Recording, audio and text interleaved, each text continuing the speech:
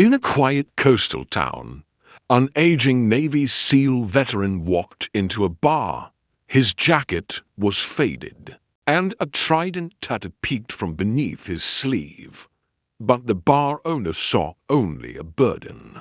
With cruel words, he threw the old soldier out in front of everyone. The veteran didn't argue, but what the owner didn't know was that this man wasn't forgotten. The next morning, 8 members of his SEAL team arrived, and what happened next turned the entire town upside down. Before we dive in, tell us in the comments, where in the world are you watching from? The bar was dim, the kind of place where bitterness stained the walls like old smoke. And when 68-year-old Jack Murdoch stepped in with a limp in his left leg, a faded SEAL trident tattoo on his forearm, and nothing but a worn backpack and a folded American flag under his arm, no one looked up except the bartender, a thick-necked man named Horst, who saw him like a fly in the soup, who narrowed his eyes and grunted, "You lost, Grandpa." Before Jack, silent as always, eased himself onto a corner stool, ordered a water, and placed the flag on the bar like a sacred relic. But Horst, who'd spent his life puffing his chest behind beer taps and belittling anyone he didn't understand, leaned forward and snarled, "We don't serve his kind here, military freaks. PTSD bombs waiting to go off. No thanks." And when Jack didn't respond, just stared at the old, cracked TV playing some war doc in the background, Horst slapped the counter and shouted, "I said out, soldier boy. You ain't gonna cry on my floor."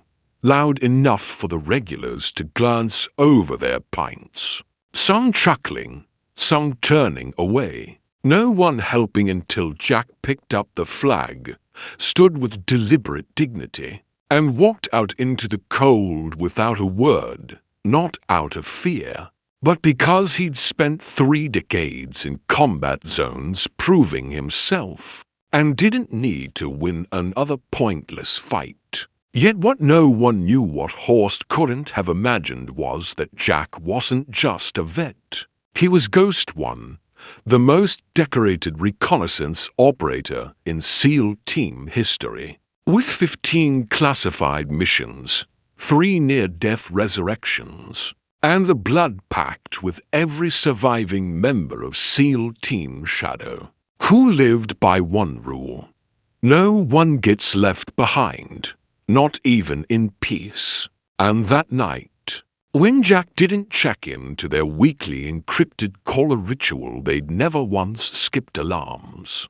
triggered across the country, from a log cabin in Montana to a motorbike garage in Detroit, a fire station in Arizona, a fishing vessel near Juneau, and a remote security outpost in New Mexico, each one operated by a man with a matching trident scar somewhere on his body, and a promise burned into his soul. So when Ghost One missed the call, Ghosts 2 through 9 mobilized like wolves in moonlight, wordless and exact, loading duffels, chambering rounds, donning gear that hadn't been touched since the last mission, but none asked why.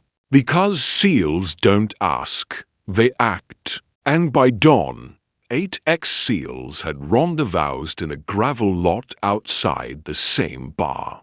Their vehicles spread like a delta formation, beards grizzled, eyes cold, and presence heavy, as townsfolk stopped to stare, murmuring about the Merc squad in front of old Horst's taproom.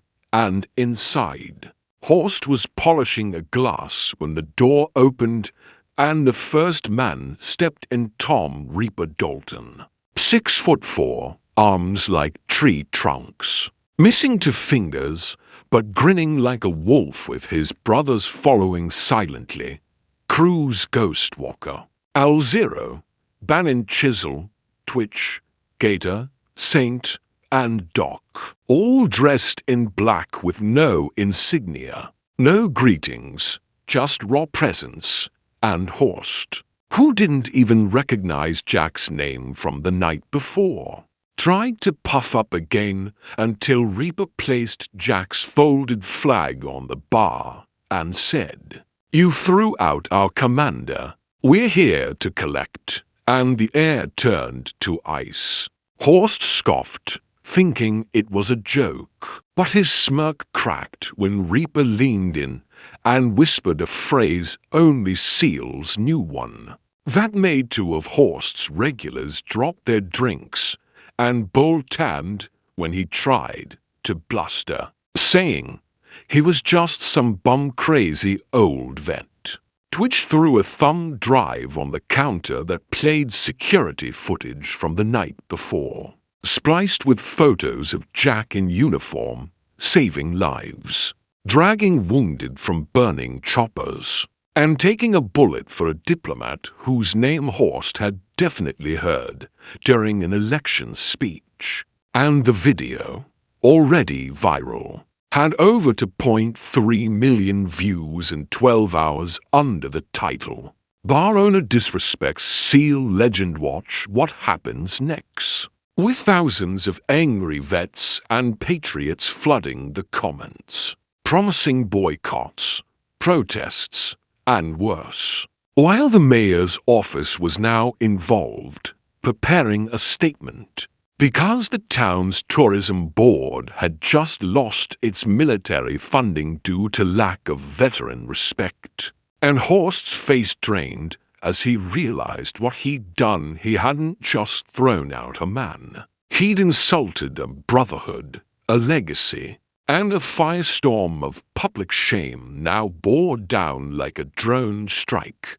And when he tried to apologize, Saint stepped forward and said he didn't want an apology. He wanted peace, as they escorted a now visibly stunned Jack back into the bar, placed him in the same stool, and stood behind him like a phalanx of ghosts returned from the dead, daring anyone to blink wrong, and not a soul did. Not a whisper, not a breath, as Jack lifted his water, saluted his brothers, and sipped slowly, finally allowed to sit without judgment, while Horst, now trembling, was handed a letter from a national veterans group stating his bar would be audited, shamed, and likely sold within the week, especially after the morning's headlines exploded.